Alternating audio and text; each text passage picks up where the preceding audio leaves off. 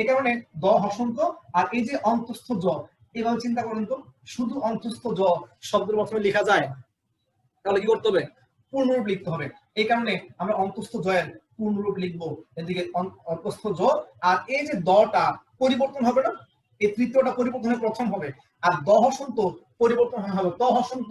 আর ত হসন্ত মানেই কিন্তু খণ্ডত, এই কারণে আমরা এই জায়গাটায় খণ্ডত লিখে দিব। আর আগে আছে কি হ্রস্ব উ, তাই উদ যোগ জম সমান উদ্যম। আসসালামু আলাইকুম। আজকে আমরা ব্যঞ্জন সন্ধির গুরুত্বপূর্ণ কিছু কথা নিয়ে আপনাদের সামনে হাজির হয়েছি। আমরা ব্যঞ্জন সন্ধির প্রাথমিক কিছু বিষয় আমরা আলোচনা করব প্রথমে, এবং এরপরে ব্যঞ্জন সন্ধির একটা গুরুত্বপূর্ণ নিয়মে আমরা আপনাদের সাথে আলোচনা করার চেষ্টা করব। প্রথমে দেখি যে ব্যঞ্জন সন্ধি হয় কিভাবে। আমরা জানি যে যদি সন্ধিটা হওয়ার সময় প্রথমে স্বরধ্বনি থাকে, এরপরে ব্যঞ্জন ধ্বনি থাকে। প্রথমে স্বরধ্বনি, এরপরে ব্যঞ্জন ধ্বনি, অথবা প্রথমে ব্যঞ্জন ধ্বনি এরপরে স্বরধ্বনি, অথবা প্রথমে ব্যঞ্জন ধ্বনি এরপরে আবার ব্যঞ্জন ধ্বনি। অর্থাৎ এই তিনটা প্রক্রিয়ায় একটা ব্যঞ্জন সন্ধি সাধিত হইতে পারে। অর্থাৎ দুই পাশে যে কোনো এক পাশে অবশ্যই আমাকে ব্যঞ্জন ধ্বনি পেতে হবে। যদি দুই পাশে যে কোনো এক পাশে আমি ব্যঞ্জন ধ্বনিকে পাই, তাহলে বুঝবো সেটা আসলে আমার ব্যঞ্জন সন্ধি হয়েছে। তাছাড়া কিন্তু ব্যঞ্জন সন্ধি হয়েছে কিনা আমি সেই বিষয়টা নিশ্চিত করে বলতে পারবো না। তো এই ব্যঞ্জন সন্ধি করতে গেলে আমরা কিছু নিয়মের দ্বারস্থ হই। সেই নিয়মগুলোর মধ্যে আমরা যে গতানুগতিক ভাবে যে পড়াশোনা করে আসছি, আমাদের সন্ধি সাধন, আমাদের এই পরীক্ষাগুলোর মধ্যে আমরা সন্ধি সাধনটা পাই না, কিন্তু আমাদের যে বোর্ড বইগুলো আছে বা ব্যাকরণ বইগুলো বাজারে আছে, সেই বইগুলোতে আমরা সন্ধি সাধন শিখেছি, কিন্তু পরীক্ষায় আমরা দেখি সন্ধি বিচ্ছেদ আসে। তো এই সন্ধি বিচ্ছেদ শেখার জন্য আমাদের আসলে সন্ধি বিচ্ছেদের মতো করে আসলে পড়াশোনা করা দরকার। আমরা যেটা করবো প্রথম দিকে, যে আমরা একটা নিয়ম শিখি যে যদি আমাদের প্রথম বর্গীয় বর্ণ, সন্ধির ক্ষেত্রে আমরা প্রথম কথা বলছি, যদি প্রথম বর্গীয় বর্ণ এরপরে আমার হচ্ছে তৃতীয় বর্গীয় বর্ণ, প্রথম বর্গীয় বর্ণ এরপরে তৃতীয় বর্গীয় বর্ণ, অথবা চতুর্থ বর্গীয় বর্ণ, অথবা পঞ্চম বর্গীয় বর্ণ, অথবা হ, জ, ব, র, ল, অথবা স্বরধ্বনি আসে। যদি আমার এই প্রথম বর্গীয় বর্ণের পরে এই চিহ্নগুলো আমরা পাই, তাহলে আমরা তাকে বলছি যে এই চিহ্নগুলো একটু পরিবর্তন হবে। আচ্ছা, আমি এটা এই পাশে দিচ্ছি স্বরধ্বনিটা। তো যদি এইভাবে আমরা পাই শব্দগুলোকে, আমরা এই প্রথম বর্গীয় বর্ণের পরে এই বক্সের যে চিহ্নগুলো আছে যদি পাই, তখন এই প্রথম বর্গীয় বর্ণটা পরিবর্তিত হয়ে তৃতীয় বর্গীয় বর্ণ হয়ে যাবে। এখন এই কথাটা বোঝার আগে আমাদের আসলে একটা বিষয় দেখে আসা দরকার, যে বর্গীয় বর্ণের মধ্যে ক, খ, গ, ঘ, উ,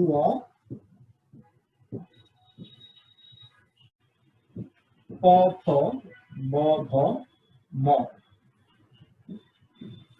এই যে আমরা বর্গীয় বর্ণগুলোর কথা বলছি, এই বর্গীয় বর্ণের মধ্যে প্রথম, তৃতীয়, চতুর্থ বা দ্বিতীয় বা পঞ্চম বলতে কি বুঝি? এই 1, 2, 3, 4, 5। অর্থাৎ আমি যদি এইগুলোকে একটু বক্স করে দেই, খেয়াল করেন যে এই প্রথম বলতে বুঝবো যে এই ক থেকে প পর্যন্ত, ক, চ, ট, ত, প। দ্বিতীয় বললে খ, ছ, ঠ, থ, ফ। তৃতীয় বললে গ, জ, ড, দ, ব। চতুর্থ বললে ঘ, ঝ, ঢ, ধ, ভ। এবং পঞ্চম বললে ও, ই, ন, ন, ম। তো আমরা বলছিলাম যে এই প্রথম বর্গীয় বর্ণের পরে যদি এই তৃতীয়, চতুর্থ, পঞ্চম অথবা হজ বর্ণ, ল, অথবা আমার স্বরধ্বনি থাকে, তখন যে প্রথম বর্গীয় বর্ণ যা পাবো সেটা আমার হয়ে যাবে তৃতীয় বর্গীয় বর্ণ। কি হবে দেখেন একটু। আমরা যদি একটা উদাহরণ দিই, ধরেন বাঘ যোগ দত্তা। আচ্ছা বলেন তো, এই বাঘ যোগ দত্তা যখন বলছি, এই যে সন্ধি আমরা জানি যোগ চিহ্নের আগের ধ্বনি এবং যোগ চিহ্নের পরের ধ্বনি, এই পাশাপাশি দুটো ধ্বনির মধ্যে সন্ধিটা হয়। তো এই যোগ চিহ্নের আগে আছে ক এবং পরে আছে কে দ। আমরা দেখতে চাই যে এই নিয়মের মধ্যে এই শব্দটা পড়ে কিনা। দেখেন তো, এই যে ক আছে, এই কটা আমার প্রথম বর্গীয় বর্ণ কিনা? প্রথম বর্গীয় বর্ণ, তার মানে আমার এই প্রথমটা পূর্ণ হয়েছে।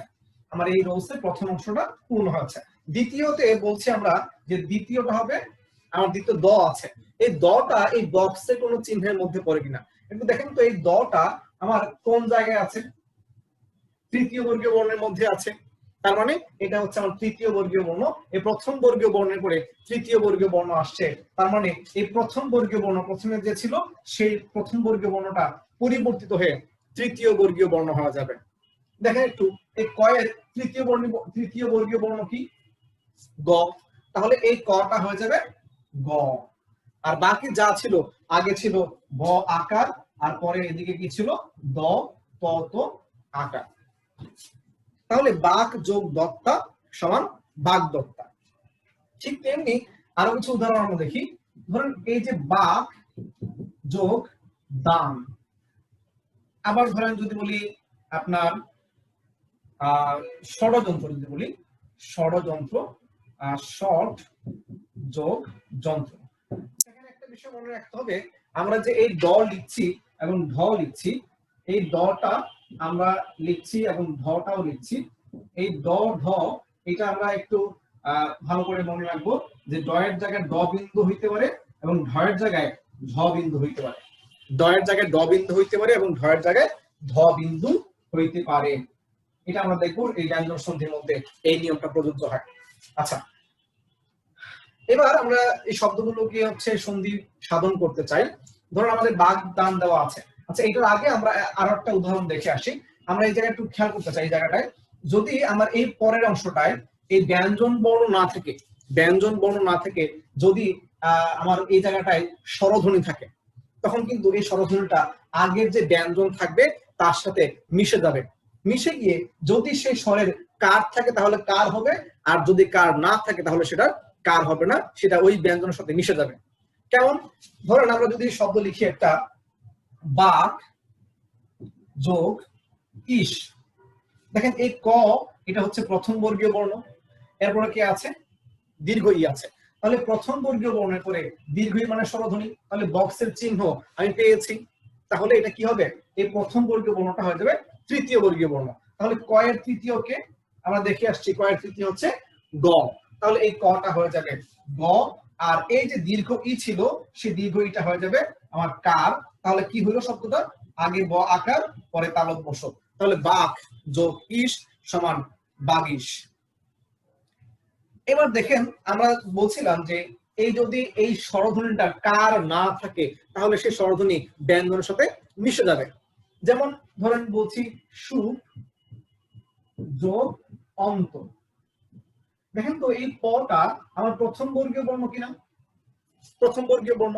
আবার এই অটা স্বরধ্বনি, তাহলে প্রথম বর্গীয় বর্ণের পরে আমি বক্সের চিহ্ন আমি পেয়েছি, তাহলে এই প্রথম বর্গীয় বর্ণ হয়ে যাবে তৃতীয় বর্গীয় বর্ণ। তাহলে প এর প্রথম বর্গীয় তৃতীয় বর্গীয় বর্ণ হচ্ছে ব, তাহলে প হয়ে যাবে ব। আর এই যে স্বরধ্বনিটা ছিল ডান পাশে, সেই স্বরধ্বনি অ এর কোনো কার নাই। আমরা জানি বাংলায় 11টি বর্ণের মধ্যে একটা বর্ণ আছে যার কোনো সংক্ষিপ্ত রূপ নাই, আর স্বরধ্বনির রূপকে আমরা বলি কার। যেহেতু প্রথম যে বর্ণটি আছে বাংলায় স্বরধ্বনির মধ্যে, স্বরবর্ণের মধ্যে এই অ এর কোনো কার নাই, এটা প্রত্যেকটা ব্যঞ্জন ধ্বনির মধ্যে লুকিয়ে থাকে বা মিশে থাকে, এই কারণে অ কে আমরা বলি লীন বর্ণ বা নীলিন বর্ণ। যাক, আমরা এই অটার কোনো সংক্ষিপ্ত রূপ পাচ্ছি না, কোনো কার পাচ্ছি না, যেহেতু কার নাই তাহলে সেই অটা চলে যাবে বয়ের নিচে। এই পয়ের তৃতীয় বর্গীয় বর্ণ হচ্ছে ব, এইটা এই অটা বয়ের নিচে চলে যাবে। তাহলে শব্দটা আগে ছিল রস্ব উকার, এদিকে আছে নত, তাহলে সুপ যোগ অন্ত সমান সুবন্ত। আবার দেখেন এই যে বাগদানে যদি আসি, এই ক আছে প্রথম বর্গীয় বর্ণ, আবার দ আছে তৃতীয় বর্গীয় বর্ণ, ঠিক এইটার মতো। তাহলে প্রথম বর্গীয় বর্ণের পরে তৃতীয় বর্গীয় বর্ণ পেয়েছি, তখন এই প্রথম বর্গীয় বর্ণটা হয়ে যাবে তার তৃতীয় বর্গীয় বর্ণ গ হয়ে যাবে। আর আগে যা ছিল তা আমি বসিয়ে দিচ্ছি, আর পরে যা ছিল তাও বসিয়ে দিচ্ছি। তাহলে বাক যোগ দান সমান কি হচ্ছে বাগদান। ঠিক এখানেও দেখেন শর্ট যোগ যন্ত্র, এই শর্ট এই আগে আছে ট প্রথম বর্গীয় বর্ণ, এরপরে আছে কি অন্তস্থ জ, এই অন্তস্থ জ আমার বক্সের চিহ্ন কিন্তু আছে। তাহলে প্রথম বর্গীয় বর্ণের পরে আমার বক্সের চিহ্ন আমি পাচ্ছি, তার মানে এই প্রথম বর্গীয় বর্ণ হয়ে যাবে তৃতীয় বর্গীয় বর্ণ। একটু মনে রাখবেন, দেখেন এই টটা পরিবর্তন হয়ে যাওয়ার কথা কি দ, এই টটা পরিবর্তিত হয়ে হয়ে যাওয়ার কথা ড, কিন্তু আমি এই ড এর সাথে একটা বিন্দু দিচ্ছি। তো এই টটা হয়ে যাওয়ার কথা ড, কিন্তু এই টটা আমি টয়ের নিচে একটা বিন্দু দিয়েছি, এই টয়ের নিচে একটা বিন্দু দিচ্ছি। কেন বিন্দু দিচ্ছি, আমি কেন শুধু ড দিলাম না, টয়ের তৃতীয় তো ড, আমি কেন কখন ড দিব, কখন ড বিন্দু দিব? যদি আমরা মনে রাখবো, যদি এই টয়ের নিচে হচ্ছে হর্ষন্ত থাকে, টয়ের নিচে, শুধু টয়ের ক্ষেত্রে কথাটা, শুধু টয়ের নিচে যদি হর্ষন্ত থাকে তাহলে এই টটা ড না হয়ে ড বিন্দু হবে। যদি শুধু ট থাকে তাহলে সেই টটা ড হয়ে যাবে। তাহলে যেহেতু ট এর নিচে হর্ষন্ত আছে, তাহলে এই টটা ড বিন্দু হবে। আর আগে ছিল মূর্ধন্য স, পরে ছিল যন্ত্র, তাহলে ষট যোগ যন্ত্র সমান ষড়যন্ত্র। আমরা এই শব্দগুলোর সন্ধি সাধন দেখেছি। আমরা কিন্তু প্রথমেই বলেছিলাম আমাদের সাধন পরীক্ষা এখান থেকে বেশি আসে না, আসে বিচ্ছেদ, মানে ভাঙতে হবে শব্দগুলোকে। এখন এই শব্দগুলোকে ভাঙার ক্ষেত্রে আমাদের কি ধরনের নিয়ম প্রযোজ্য হয়, আমরা কি ধরনের পদ্ধতি অবলম্বন করব, সেটা হচ্ছে আসলে আমাদের ফোকাসের জায়গা, মূল ফোকাস করবো আমরা সেই জায়গাগুলোর মধ্যে। আমরা চলেন দেখে আসি যে কিভাবে শব্দগুলোকে বিচ্ছেদ করা যায়, ভাঙা যায়। চলেন আমরা দেখে আসি যে এই শব্দগুলোর মধ্যে আমরা সন্ধি সাধন করেছিলাম, আমরা এখন এই শব্দগুলোর সন্ধি বিচ্ছেদ করব। তো আমরা যেটা করব বিচ্ছেদ করার ক্ষেত্রে, এই যে নিয়মটা আমরা বলছি ঠিক তার উল্টা চিন্তা করব, কারণ এটা তো সাধনের পরে শব্দগুলোর মাঝখানে শব্দগুলো সাধিত হচ্ছিল। আমরা দেখেছিলাম যে এই গটা মাঝখানে হয়েছিল, এই গটা মাঝখানে হয়েছিল, দুই পাশ থেকে সাধনের ফলে মাঝখানে হয়। তো আমরা যেটা করব, এই কথাটাকে উল্টে চিন্তা করব, যে যদি শব্দের মাঝখানে প্রথমে তৃতীয় বর্গীয় বর্ণ পাই, যদি শব্দের মাঝখানে প্রথমে তৃতীয় বর্গীয় বর্ণ পাই, আর এরপরে যদি এই বক্সের চিহ্ন যা আছে সেগুলো পাই, এই বক্সের মধ্যে যা যা ছিল সেগুলো যদি পাওয়া যায়, তাহলে এই তৃতীয়টা হয়ে যাবে প্রথম। দেখেন আমি কিন্তু নতুন করে কিছু বলছি না, আগে যে সাধারণ নিয়মটা বলছিলাম তাকে উল্টায় বলছি। তাহলে যদি তৃতীয় বর্গীয় বর্ণ পাওয়া যায়, এরপরে এই বক্সের চিহ্ন কাউকে পাওয়া যায়, তখন এই তৃতীয় বর্গীয় বর্ণ হয়ে যাবে প্রথম বর্গীয় বর্ণ। একটু খেয়াল করেন, এই যে গ আছে, এই প্রথমের গটা আমার তৃতীয় বর্গীয় বর্ণ কিনা, এই গ জ ড দ ব এর মধ্যে এই গটা তৃতীয় বর্গীয় বর্ণ। এরপরে কে আছে, দ আছে, এই দটাও কিন্তু তৃতীয় বর্গীয় বর্ণ। তাহলে এই তৃতীয় বর্গীয় বর্ণের পরে আমি এই বক্সের চিহ্ন তৃতীয় বর্গীয় বর্ণ পাচ্ছি, তাহলে এই প্রথম তৃতীয়টা হয়ে যাবে কি প্রথম। তাহলে গ এর প্রথমকে ক, আর গ এর প্রথম আমি ক লিখে দিব, লিখে দেওয়ার পরে আমার যোগ চিহ্ন দিয়ে আগে যা ছিল তা লিখে দিব এবং পরে যা ছিল তা লিখে দিব। তাহলে বাক যোগ দান সমান বাগদান। এবার আসেন বাগদত্তা, একই কথা, এই গ তৃতীয় বর্গীয় বর্ণ, এরপরে দ এই তৃতীয় বর্গীয় বর্ণ। তাহলে তৃতীয় এরপরে বক্সের চিহ্ন তৃতীয় পেয়েছি, তখন এই তৃতীয়টা হয়ে যাবে প্রথম। আর গ এর প্রথম হচ্ছে ক, আমি গ এর পরিবর্তে ক বসিয়ে দিব, দিয়ে আগে যা ছিল তা বসিয়ে দিব এবং পরে যা ছিল তাও লিখে দিব। তাহলে হয়ে গেল বাক যোগ দত্তা সমান বাগদত্তা। এবার আসুন এই জায়গায় গটা হচ্ছে তৃতীয় বর্গীয় বর্ণ, এরপরে কে আছে, দীর্ঘ ই আছে, দীর্ঘ ই মানে স্বরধ্বনি। তাহলে এই তৃতীয় বর্গীয় বর্ণের পরে এই স্বরধ্বনি পাচ্ছি আমি, বক্সের চিহ্ন পেয়েছি, তখন এই তৃতীয় বর্গীয় বর্ণ কি হবে, প্রথম বর্গীয় বর্ণ হবে। তো এই গ এর প্রথম বর্গীয় বর্ণ হচ্ছে ক। আচ্ছা, এর আগে একটা বিষয় চিন্তা করেন তো, এই গ এর সাথে এই দীর্ঘ ই কার আছে? আমি কি এই দীর্ঘ ই কে এইভাবে লিখতে পারি? শুধু দীর্ঘইকে আমি এই ধরনের একটা বর্ণের শুরুতে, শব্দের শুরুতে আমি সেই কার কি লিখতে পারি কোনো ব্যঞ্জন বর্ণ ছাড়া? না। তার মানে এই যখন কার থাকবে সে কারকে আগে আমার ভাঙতে হবে। তো এই কারকে ভাঙতে গেলে আমি যেটা করব, দেখেন একটু, এই ব আকার গ হসন্ত দীর্ঘ ই তালব্য স। কেন গতে হসন্ত দিয়েছি?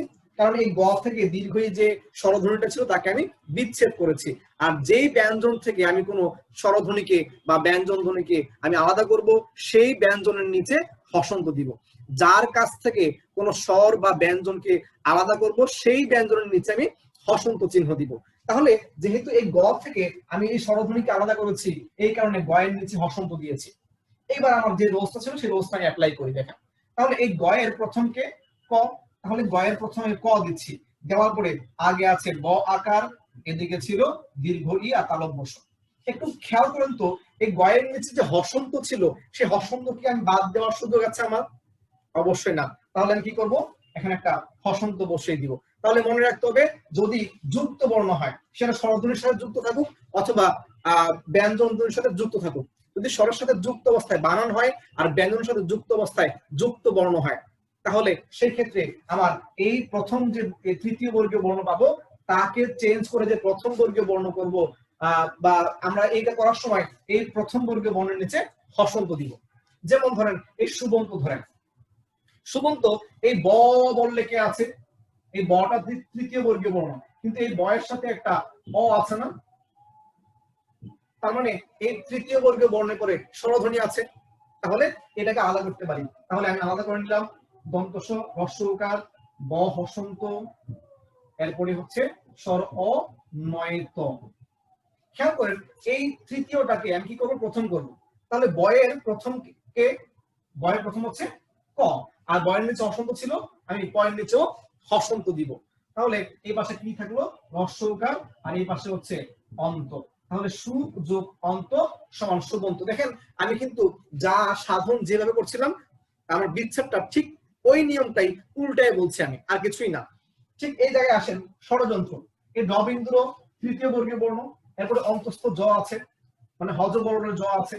তাহলে এই যে ড বিন্দুর তৃতীয়টা হয়ে যাবে কি প্রথম, কিন্তু শুধু ড এর জন্য ট হইলেও ড বিন্দুর জন্য কি হবে ট হসন্ত, শুধু ড এর জন্য হবে কি ট, আর ড বিন্দুর জন্য হবে কি ট হসন্ত। তাহলে আমি এই ড বিন্দুর জন্য আমি ট হসন্ত বসিয়ে দিব। দিলে আগে কি আছে, এই যে মূর্ধন্য স আর পরে আছে যন্ত্র, তাহলে ষট যোগ যন্ত্র সমান ষড়যন্ত্র। এরকম আরো কিছু নিয়ম আমরা এখন দেখব আমাদের পরবর্তী উদাহরণগুলোর মধ্যে। চলেন কিছু উদাহরণ দেখে নেওয়া যাক। আমরা একটু আগে পড়ছিলাম ষড়যন্ত্র নিয়ে, এই ষড়যন্ত্রের মধ্যে আমরা যেভাবে পড়েছি সরারণ ঠিক তাই ওর একটা। দেখেন এই যে মাঝখানে কে আছে, তৃতীয় বর্গীয় বর্ণ আছে, এরপরে কে আছে, স্বরধ্বনি আছে।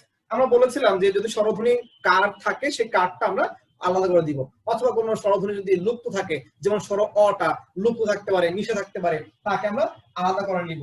আপনি চাইলে আলাদা করতে পারেন, না চাইলে সরাসরি আমরা দেখিয়ে দিচ্ছি। দেখেন এই ড বিন্দু মানে হচ্ছে আমার ড বিন্দু মানে হচ্ছে আমার ট হসন্ত হবে, সো আমি এটার পরিবর্তে আমি ট হসন্ত বসিয়ে দিলাম। দিলে আগে আছে কে, মূর্ধন্য স। আচ্ছা এদিকে কে আছে, এই আকার আর এই ন এবং ন। আচ্ছা শুধু শুধু আকারকে লেখা যায়, লেখা যাচ্ছে না, তাহলে কি করব, এটার পরিবর্তে আমি তার পূর্ণ রূপ লিখে দিলাম। তাহলে শর্ট যোগ আনন সমান সরারণ। এবার আসেন নিজন্তর মধ্যে, এই জ বললে এর মধ্যে কে আছে, জ হসন্ত অ আছে, আর জ মানে হচ্ছে তৃতীয় বর্গীয় বর্ণ, আর এরপরে কে আছে, অ আছে, এই অ হচ্ছে স্বরধ্বনি, আর তৃতীয় বর্গীয় বর্ণের পরে স্বরধ্বনি থাকলে মানে বক্সের সাইন তৃতীয় হয়ে যাবে প্রথম, আর এই জটা হয়ে যাবে তার প্রথম কে আছে চ হয়ে যাবে। আর যেহেতু এই এখান থেকে আমি অটা আলাদা করব, তাহলে এই অ এর নিচে, এই চ এর নিচে আমার হসন্ত হবে। মূলত বর্গীয় জয়ের নিচে হসন্ত ছিল, কারণ এখান থেকে অটা আলাদা করেছি, আর যেহেতু বর্গীয় জয় পরিবর্তন হয়ে চ হয়ে যাবে, কিন্তু আমার বর্গীয় জয়ের নিচে হসন্ত চেঞ্জ হবে না, এই কারণে এই চয়ের নিচে হসন্ত হচ্ছে, আর এদিকে হচ্ছে ন রস্বইকা, আর এদিকে হচ্ছে অন্ত।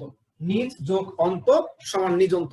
এখানে একটা বিষয় মনে রাখা ভালো, সেটা হচ্ছে এই নিজ শব্দটা হচ্ছে আমার অন্যের মাধ্যমে করানো বোঝায়, আর এই নিজ শব্দটা স্বভাবতই মূর্ধন্য ন, স্বভাবতই মূর্ধন্য ন। এই নিজ শব্দটা এখান থেকে নিজন্ত আসছে। এইটা আমাদের নবম দশমের ব্যাকরণে যে ছড়া দেওয়া আছে, চাণক্য মাণিক্যগণ বাণিজ্য লবণমন, এই ছড়ার মধ্যে এই শব্দটা দেওয়া নাই। তাহলে এইটাকে আমাকে খুব ভালো করে মনে রাখতে হবে যে নিজন্ত শব্দের মধ্যে কিন্তু স্বভাবতই মূর্ধন্য ন হয়। এবার আসেন বাগাড়ম্বর, এই যে গ আছে তৃতীয় বর্গীয় বর্ণ, এরপরে আকার আছে, তার মানে স্বরধ্বনি আছে। এখন এই গ তৃতীয় বর্গীয় বর্ণে এরপরে স্বরধ্বনি আছে, তাহলে এই গটা হয়ে যাবে কি, এই তৃতীয় প্রথম হয়ে যাবে, তৃতীয়র পরে প্রথম হয়ে যাবে, তখন এই গটা হয়ে যাবে ক। আর এই গয়ের সাথে যেহেতু আকার ছিল, এই কারণে গয়ের নিচে আমি হসন্ত দিয়ে এই আটা আলাদা করব, তখন সেই আটা একটা বর্ণ হয়ে যাবে, কারণ হচ্ছে শব্দের প্রথমে আমার শুধু কার বসতে পারে না কোনো ব্যঞ্জন ছাড়া। তাহলে এই পাশে রইল কি বাঘ, এদিকে রয়ে গেল আড়ম্বর। দেখেন আমি কিন্তু একটু আগে বাগদান, তারপরে যে বাঘ দত্তার বলছিলাম, সেখানে কিন্তু কয়ে হসন্ত দিয়ে নেই, এখানে হসন্ত দিয়েছে কেন, কারণ এই ক থেকে আমার স্বরধ্বনিটা আলাদা হয়েছে। ঠিক তেমনি বাঘ এসে কিন্তু হসন্ত দিতে হচ্ছিল, কারণ কি? কারণ এই বাঘ থেকে আমার এই যে দীর্ঘ এই স্বরধ্বনিটা আলাদা হচ্ছিল, এই কারণে আমার হসন্ত দেওয়ার প্রয়োজন পড়েছিল। এবার এখানে আসেন কৃদন্ত শব্দটা।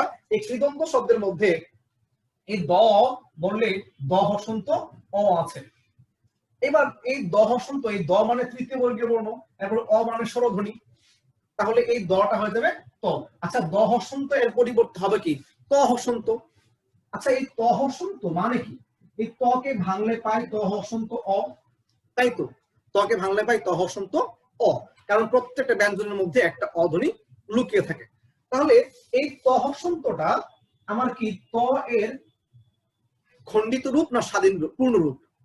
এই ত হসন্ত ত এর পূর্ণ রূপ না খণ্ডিত রূপ?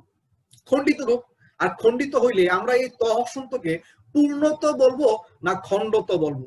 অবশ্যই খণ্ডত বলবো। তার মানে এই ত হসন্ত মানে হচ্ছে খণ্ডত। তাহলে ত হসন্ত মানে কি? খণ্ডত। আর এই কারণে আমি দয়ের পরিবর্তে ত হসন্ত না লিখে আমি সরাসরি তার পরিবর্তে খণ্ডত লিখবো। লিখলে আগে আছে কি ক রিকার, এদিকে আছে স্বর অ, আর এরপরে ছিল নয়ত। তাহলে কৃট যোগ অন্ত সমান কৃদন্ত। এবার আসেন জগদীন্দ্র। আচ্ছা, এই জগদীন্দ্র দেখেন, এই দ, দ কি তৃতীয় বর্গ বর্ণ কিনা? দ। এরপরে কি আছে? রস্বই স্বরধ্বনি। তাহলে তৃতীয় এরপরে স্বরধ্বনি আছে, তাহলে তৃতীয় কি হবে? প্রথম হবে। আচ্ছা, এই দ থেকে যদি রস্বইটা আলাদা করি তাহলে দ হসন্ত হবে না? আর দ হসন্তটা পরিবর্তন হয় হবে কি ত হসন্ত। ত হসন্ত মানে কি? খণ্ডত। খণ্ডত হইলে এই পাশে কি আছে? জগ, এদিকে আছে ন, দ, রফলা। আমি কিন্তু এই দ কে খণ্ডত করেছি, কারণ সেটা দ হসন্ত ছিল। কারণ কি? এই যে রস্বইটা আমি যখন এই পাশে নিয়ে আসবো তখন দ থেকে বাদ যাবে স্বরধ্বনি। আর কোনো ব্যঞ্জন ধ্বনি থেকে স্বরধ্বনি বাদ যাক বা ব্যঞ্জন ধ্বনি বাদ যাক, যেই ব্যঞ্জন থেকে বাদ যাবে তার নিচে একটা হসন্ত চিহ্ন হবে। আর এই কারণে কিন্তু দটার নিচে হসন্ত চিহ্ন ছিল। তাহলে এই দটা পরিবর্তন হয়ে ত হবে, তয়ের নিচে হসন্ত চিহ্ন হবে, আর ত হসন্ত মানে হচ্ছে খণ্ডত। এই কারণে কিন্তু আমরা লিখছি জগৎ যোগ ইন্দ্র সমান জগদীন্দ্র। আমরা একটু দ্রুত আগানোর চেষ্টা করেছি যেন আপনারা খুব দ্রুত সময়ে পরীক্ষায় উত্তর করতে পারেন। এখানে অনেক কথাবার্তা ছিল যে আপনারা ভাবতেছেন ভাইয়া যেখানে আমি গ কে কেন নিব না? আমি গ কেও তো প্রথম বর্গীয় বর্ণ, তৃতীয় বর্গীয় বর্ণ চিন্তা করতে পারি, এরপরে দ আছে, তৃতীয় বর্গীয় বর্ণ চিন্তা করতে পারি। তাহলে এই গ এর পরে এই দ দিয়ে চিন্তা করেন তো কোন শব্দ হয় কি আদৌ? ধরেন আমি এই গ কে প্রথম করলাম, তাহলে গ এর প্রথম কে? গ এর প্রথম হচ্ছে ক। আচ্ছা, গ এর প্রথম ক, আমি পাশে দিলাম জ, এই পাশে দিয়ে দিলেন কি? দিন্দ্র। আচ্ছা, এমন কোন শব্দ আপনি জীবনে কি শুনছেন যক যোগ দিন্দ্র মিলে কি? আসলে আমাদের তো শব্দগুলো সাধিত হয়েছে, আমাদের যে নিয়মগুলো আছে শব্দগুলো সাধনের প্রক্রিয়াটা বলা আছে, বিচ্ছেদের প্রক্রিয়া কিন্তু কোনো বইয়ে বলা নেই। তো আমাদের যেহেতু উল্টায় যেতে হচ্ছে, এই জিনিসগুলো আমরা ভেবে চিন্তেই সামনের দিকে আগাবো। এই কারণে জব কোনো শব্দ খুঁজে পাবো না আমরা, দিন্দ্র শব্দ খুঁজে পাবো না, শব্দটা শুনতেও এমন শোনা যায়, আপনারা নিজেরাই বোঝান। আবার ধরেন ঠিক এই জায়গায় চিন্তা করি, ভাইয়া এই যে ক আছে, গ আছে, এরপরে তো আমি গটা প্রথম না ধরে আমি তো এই ড বিন্দুকেও তৃতীয় ধরতে পারি। এই গ কে তৃতীয় না ধরে আমি ড বিন্দুকেও তৃতীয় ধরতে পারি। আপনি তো ধরলেন না। আচ্ছা, চিন্তা করুন তো, এই ড বিন্দুকে তৃতীয় ধরলেন না, আপনি ধরলেন, ধরার পরে এই ড বিন্দুর পরিবর্তে কি হবে? ট হসন্ত হবে। তাই তো আমি তাই বলছিলাম যে দয়ের জন্য ট হবে আর ড বিন্দুর জন্য ট হসন্ত হবে। হইলে এটা আপনি দিলেন, ট হসন্ত দিলেন, দিলে এই পাশে কি হচ্ছে? বা গাট। আর এই পাশে কি দিলেন আপনি? এই ড বিন্দুর সাথে ধরেন আমার ম আছে, ধরেন, হ্যাঁ, এই যে ম আছে, কারণ মটা পঞ্চম বর্গীয় বর্ণ, আমি পঞ্চম বলেছি, তো সেই হিসাবে আপনি চিন্তা করছেন যা ছিল তাই বসা দিল। দেখেন তো এই যে বাগাট যোগ ময়ে ব র, কোন শব্দ আদৌ কি কোন অংশটা আপনার কাছে পরিচিত মনে হচ্ছে? তার মানে এটা আসলে সন্ধি করা যাচ্ছে না, আমরা চিন্তা করলেও পারছি না। চলুন আর কিছু উদাহরণ দেখি। আমরা দেখছি যে এই যে গয়ের দ আছে তৃতীয় বর্গীয় বর্ণ, এই দ হচ্ছে তৃতীয় বর্গীয় বর্ণ, এরপরে আছে স্বরধ্বনি। তাহলে তৃতীয় বর্গীয় বর্ণের পরে স্বরধ্বনি আছে, এই তৃতীয় বর্গীয় বর্ণের পরে আমার এই বক্সের চিহ্ন আছে। তাহলে এই তৃতীয় বর্গীয় বর্ণের পরে আমার স্বরধ্বনি মানে বক্সের চিহ্ন আছে, তাহলে এই প্রথম তৃতীয়টা কি হবে? প্রথম বর্গীয় বর্ণ হবে। তাহলে এই দ এর প্রথম বর্গীয় বর্ণকে ত, আচ্ছা, এই দ থেকে এই স্বরধ্বনি আটা আলাদা হবে না? স্বরধ্বনি আটা আলাদা হয়ে যাবে। আলাদা হইলে দয়ের নিচে কি হবে? হসন্ত হবে, তাই তো? কারণ দ থেকে আটা আলাদা করলে ব্যঞ্জন ধ্বনির নিচে কি হচ্ছে? হসন্ত হচ্ছে। আর দ হসন্তকে পরিবর্তন করলে কি হবে? ত হসন্ত হবে। আর ত হসন্ত একটু আগে কি বলছিলাম? ত হসন্ত মানে খণ্ডত। আর এই কারণে আমরা এখানে খণ্ডত দিয়ে দিব। এই পাশে কি আছে? সৎ। সৎ যোগ আনন্দ সমান সদানন্দ। যদিও এই সদানন্দ শব্দটা কিন্তু আবার সন্ধির স্বরসন্ধির মাধ্যমে হয়। এই সদানন্দ শব্দটা আবার স্বরসন্ধির মাধ্যমে হয়। কিভাবে? একটু খেয়াল করেন। আমরা একটু মুছে দিচ্ছি। আমাদের আগের ভিডিওগুলোতে আমরা দেখিয়েছি আমরা স্বরসন্ধির আলোচনায়, আপনারা একটু দেখে নেবেন যে কিভাবে একটা আকার আসে, কোন শব্দের মাঝখানে আ আসে কিভাবে, আমাদের ভিডিওতে দেখে নেবেন, পূর্ববর্তী ভিডিওতে। তো এই যে আটা আছে, এই আটা বাদ দিব। এই আটাকে বাদ দিয়ে আমরা ডান পাশে যা ছিল লিখে দিলাম, আর বাম পাশে যা ছিল লিখে দিলাম। একটু খেয়াল করেন, এই বাম পাশেরটা বাম পাশে লিখছি, ডান পাশেরটা ডান পাশে লিখছি। আর আটা বিচ্ছেদ করার জন্য আমরা যে রুলসটা অ্যাপ্লাই করি যে অ অথবা আ এর পরে যদি অ অথবা আ থাকে উভয় মিলে আ হয়। অর্থাৎ এই আ ধ্বনিকে ভাঙার জন্য আমার যোগ চিহ্নের আগে দেওয়া লাগবে অ অথবা আ, এবং পরে দেওয়া লাগবে অ অথবা আ। তাহলে এই আ কে যখন ভাঙছি আমি অ অথবা আ দিব, এবং এই ক্ষেত্রে আমি অ দিয়ে শুদ্ধ হইলে আ দিব না, আর অ দিয়ে শুদ্ধ না হইলে আমি আ দিব। দেখেন তো, আমি যদি অ দেই স্বরধ্বনি চলে আসবে না? এই দয়ের নিচে অ দিলে স্বরধ্বনি চলে আসবে, আর আসলে হসন্ত থাকবে না। যেমনটা একটু আগে বলছিলাম, কোন ব্যঞ্জন ধ্বনি থেকে যদি স্বরধ্বনি অথবা ব্যঞ্জন ধ্বনি বাদ যায়, তাহলে যার কাছ থেকে বাদ যাবে তার নিচে হসন্ত হবে।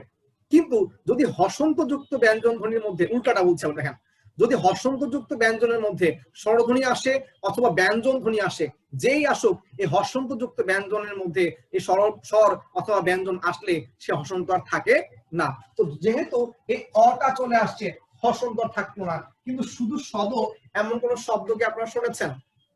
তার মানে শুধু সদ দিয়ে হচ্ছে না। এই কারণে অ দিয়ে না হলে তখন কি করব? আ দিব। আ দিলে শব্দটা হয় সদা, মানে সব সময় শুদ্ধ। ঠিক তেমনি আমার পরবর্তী অংশে অ অথবা আ যদি অ দেই, শব্দটা হয় অনন্দ। এই অনন্দ শব্দের অর্থ কি আপনারা সহজে বুঝেন কিছু? তাহলে অ দিয়ে শুদ্ধ না হলে আমরা কি করব? আ দিব। তাহলে সদা যোগ আনন্দ সমান সদানন্দ। তাহলে এই শব্দটা হচ্ছে স্বরসন্ধির নিয়মে হয়, ব্যঞ্জন সন্ধির নিয়মে হয়। যদি কখনো অপশনে দুইটাই দেওয়া থাকে যে সদানন্দ শব্দের সন্ধি বিচ্ছেদ কি, সৎ যোগ আনন্দ না সদা যোগ আনন্দ, যদি ক ও খ বা গ ও ঘ উভয় দেওয়া থাকে, বা গ খ ও গ উভয় দেওয়া থাকে, আমরা কিন্তু উভয়টাকে উত্তর করতে পারবো। যদি যে কোনো একটা দেওয়া থাকে সেটা পারবোই আমরা, সেটা নিয়ে কোনো কনফিউশন নেই। তবে এখানে এইটা চিন্তা করার সুযোগ নাই যে ভাইয়া যদি বলা হয় এটা কোন সন্ধি, স্বরসন্ধি না ব্যঞ্জন সন্ধি, দুই নিয়মই হচ্ছে। এই ধরনের প্রশ্ন আমরা আসতে দেখি নাই। একটা শব্দ দুইটা সন্ধিতে হয়, আর স্বরসন্ধি না ব্যঞ্জন সন্ধি দুইটাই দেওয়া আছে, এমনটা আমরা আসতে দেখি নাই। যেহেতু দেখি নাই, তো আমরা এটা নিয়ে চিন্তা করছি না। কারণ হচ্ছে এটা তো স্যাররা নিজেরাও জানেন যেটা কোন সন্ধির মধ্যে পড়ে। দুইটা সন্ধির মধ্যে যেহেতু পড়ে, এরকম কনফিউজিং কোনো কোশ্চেন আমরা আসতে দেখি না। এবার আসুন পরের শব্দে সদুপদেশ। আমরা বলছি সদুপদেশ। সদুপদেশ খেয়াল করেন, এই যে দ আছে, এই দটা তৃতীয় বর্গীয় বর্ণ, এরপরে কি আছে? রস্বকার মানে স্বরধ্বনি। তাহলে তৃতীয় বর্গীয় বর্ণের পরে স্বরধ্বনি আছে, তাহলে প্রথম যে তৃতীয়টা পেয়েছি এটা কি হয়ে যাবে? প্রথম হয়ে যাবে। তাহলে এই দয়ের প্রথম কে? ত। আর দয়ের সাথে রস্বকার স্বরধ্বনি ছিল, আমি যদি এটাকে আলাদা করি তাহলে এই দটা হসন্ত যুক্ত হবে।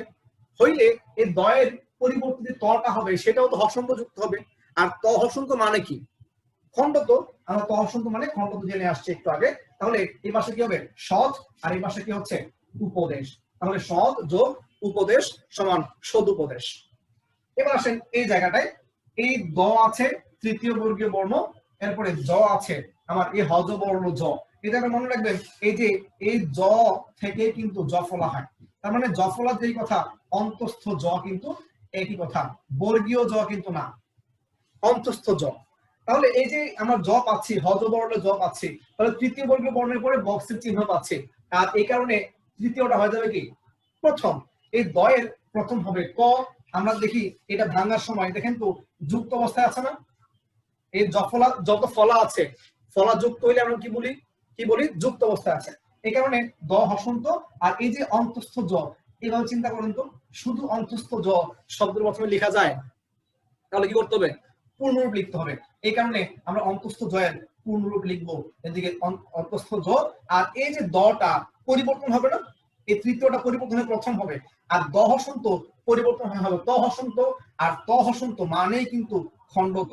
এই কারণে আমরা এই জায়গাটায় খণ্ডত লিখে দিব, আর আগে আছে কি হ্রস্ব উ, তাই উদ যোগ জম সমান উদ্যম। এই জায়গায় আসছি আমরা, এই দ আছে, এর সাথে কি আছে? দ আছে, এরপরে রফলা আছে, এরপরে কি আছে? দীর্ঘ উকার আছে। একটু ভালো করে খেয়াল করেন, দয়ের সাথে আছে রফলা, আছে দীর্ঘ উকার। একটু খেয়াল করবেন এই জায়গাটায়, যদি এরকম চিন্তা করতাম তাহলে এটা কিন্তু হ্রস্ব উকার। যদি উপরের দিকে আমি ঘুরেই দিতাম তখন সেটা কি হতো? হ্রস্ব উকার। আর নিচের দিকে দেওয়া আছে এই কারণে কি দীর্ঘ উকার। যদিও আধুনিক বানানে আমরা এভাবে লিখি যে এরকম দিয়ে আমরা নিচে দীর্ঘ উকারটা আলাদা দিই, যেন অনেকে কনফিউশনে না পড়ে। এই যে দ আছে, র আছে, এরপরে আমরা দেখি যে এই দয়ের পরে র আছে, এই দটা কোন বর্গীয় বর্ণ?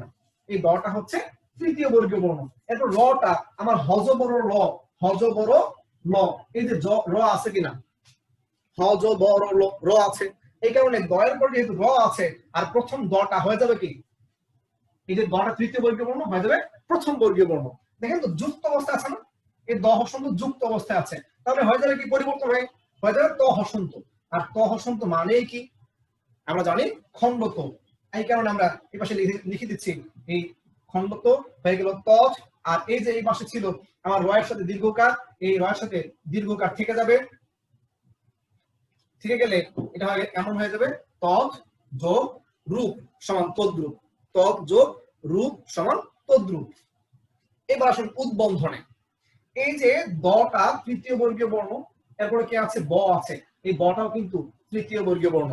তাহলে তৃতীয় এর পরে তৃতীয় পেয়েছি, তৃতীয় হয়ে যাবে প্রথম, আর এই তৃতীয়টা প্রথম হইলে আমার যুক্ত বর্ণ ছিল, এই কারণে যুক্ত বর্ণ দ হসন্ত পরিবর্তন হয়ে যাবে ত হসন্ত হয়ে গেল। ত হসন্ত মানে খণ্ডত।